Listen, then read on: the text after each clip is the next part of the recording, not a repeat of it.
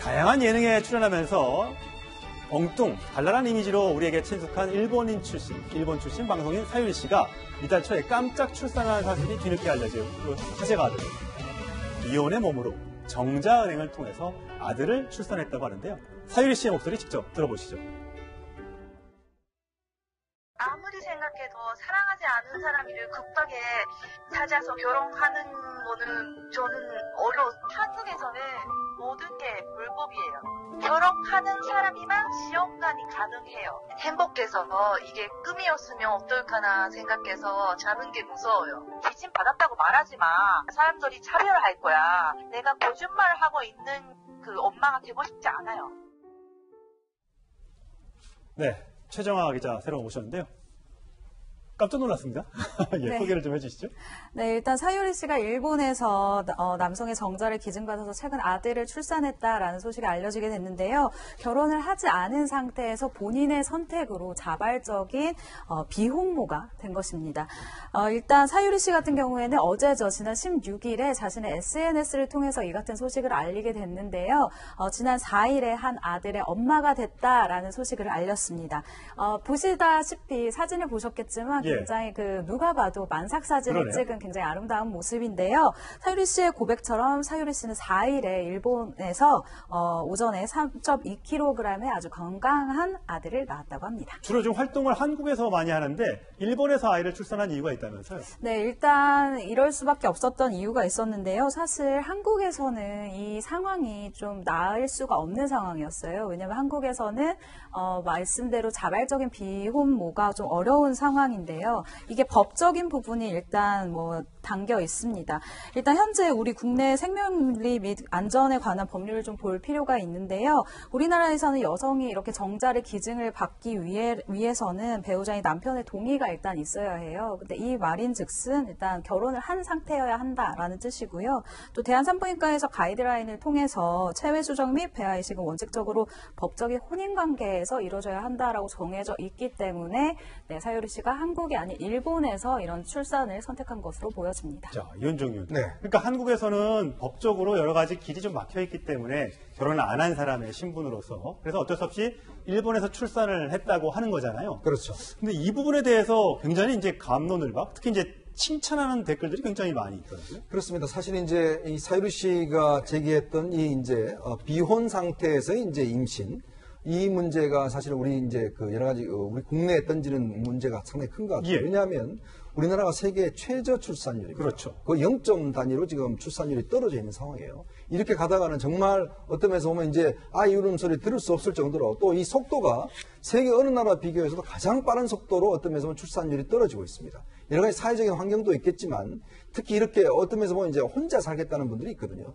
그러니까 일본 같은 경우만 하더라도 이렇게 혼자 사는 분들이 정자를 기증받아서 출산할 수가 있고 예. 이게 자기의 어떤 자녀로서 인정받을 수가 있는데 아까 말씀하셨지만 우리나라 지금 생명윤리법 같은 경우는 결혼하지 않는 이런 비혼 부부의 정자 기증은 절대 할 수가 없게 돼 있습니다. 결혼을 했는데 아이를 낳기 어려운 가족들에 그렇습니다. 한해서 일부적으로 제한적으로 허용해준다. 네, 그것도 이제 정자를 기증하는 사람의 신원도 확실해야 되고 예. 또 10회에 한정돼야 되고 굉장히 까다롭게 지금 생명윤리법이 규정되어 있거든요. 예. 물론 이것이 어떤 생명에 존중한다라는 그런 측면도 있겠지만 또 한편으로는 본인이 스스로가 아기를 가지고 키우고 싶다는 네. 그걸 이제 못 가지게 하는 측면. 사유리에서도 지적했지만 낙태는 어떤 면에서 보면 최근에 낙태법이 좀 완화가 돼서 낙태는 할 수 있게 하는데 왜 가지는 것은 못하게 하느냐라는 문제거든요. 예. 그러니까 그런 문제 비춰보면 우리가 호적법의 문제라든지 또 이런 어떤 이 생명의 문제라든지 우리가 정말 어떤 면에서 보면 앞으로 이 저출산 시대를 맞이해서 우리도 이런 부분에 대해서 좀 완화가 돼야 되는 거 아니냐. 왜 일본은 가능한데 왜 우리는 불가능하냐. 바로 이런 문제를 사유리 씨가 제기하고 있는 겁니다. 네. 이런 문제에 대해서 굉장히 적극적으로 나서는 나라들도 있습니다. 영국 등 스웨덴 등등 선진국들은 이렇게 하고 있습니다만 아직도 이 문제를 놓고 치열하게 공방을 벌이는 나라들도 있습니다. 자, 장혜찬 평론가.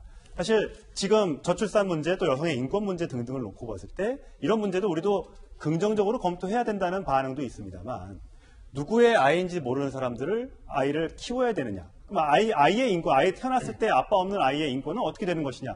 이런 거를 놓고 또 반대하는 분들도 계시더라고요. 그렇죠. 도덕적 관점에서도 논란의 여지가 상당히 많은 것이고요. 해외의 다른 선진국들, 서양 국가에서 실시한다고 해서 우리가 반드시 따라야 되는 것은 아닙니다. 이런 경우가 예를 들면 뭐 비일비재하게 됐을 때 사실 아이의 교육 과정에서 여러 가지 혼선이 있을 수도 있는 것이고 저는 모든 정책을 진행하는 데 있어서 속도 조절이 참 중요하다고 생각하는데 지금 사실 우리나라에서는 이런 비혼 가정의 아이들에게 또는 한부모 가정의 아이들에게 아직까지도 차가운 시선을 보내는 분위기가 덜어 남아 있습니다. 이러한 사회적 분위기를 우리가 개선해 나가면서 한부모 가정이나 비혼 가정 아이들이 경제적으로든 교육적으로든 또 사회 통념상으로든 불편하지 않게 예. 차별받지 않게 클 수 있는 그러한 여러 가지 정책들을 변화시키면서 이렇게 뭐 첨단 테크놀로지 아니겠습니까? 이런 식의 이 비혼 출산 같은 네. 경우는 이런 것들을 제도적으로 안착시키는 것도 차근차근 선행이 되어야지 네. 물론 이 사유리 씨의 용기 있는 결정에 저도 개인적으로 박수를 네. 보냅니다만 갑자기 모든 정책을 뭐 프랑스 수준에 맞추던가 영국 수준에 맞추는 것으로 변화하게 되면 예기치 않은 부작용도 따라올 수 있다는 점을 지적하고 넘어가야 될 것 같습니다. 예. 최진봉 교수는 지금 정치권에서 굉장히 환영의 목소리를 내고 있더라고요. 그렇습니다. 정치인들은 대체적으로 특히 여성 정치인들 같은 경우는 환영의 목소리를 내고 있어요. 예. 왜냐하면 이게 사실 제도육 장치를 좀 바꿔서 출산율도 적은데 사유리 씨처럼 저렇게 비혼을 선택한 분들도 아이를 출산할 수 있는 기회를 주자라고 하는 얘기가 나오고 있는데 지금 뭐 더불어민주당 한정혜 정책위원장도 환영의 메시지를 냈고요. 또 전직 아나운서였죠. 우리 배현진 의원도 환영의 메시지를 냈고 정의당 같은 경우는 뭐 부대표가 나서서 적극적으로 환영의 메시지를 냈는데 네, 저렇게 사진도 나오네요. 예, 네. 그렇습니다. 그래서 이제 연예인들도 많이 축하를 해주고 있고요. 그런 보면 아마 한국의 생명윤리법에 대해서 논란이 있을 수 있고 그 부분에서 논의가 돼야 되겠지만 아무래도 우리 사회가 이제 바뀌는 만큼 이 법에 대한 것들도 한번 논의를 시작해 볼 때가 되지 않았나 이런 얘기는 네. 할 수 있을 것 같습니다. 사유리 씨가 참 많은 것을 지금 바꿔놓고 있는 것 같아서 한번 관심을 가져볼 대목인 것 같습니다.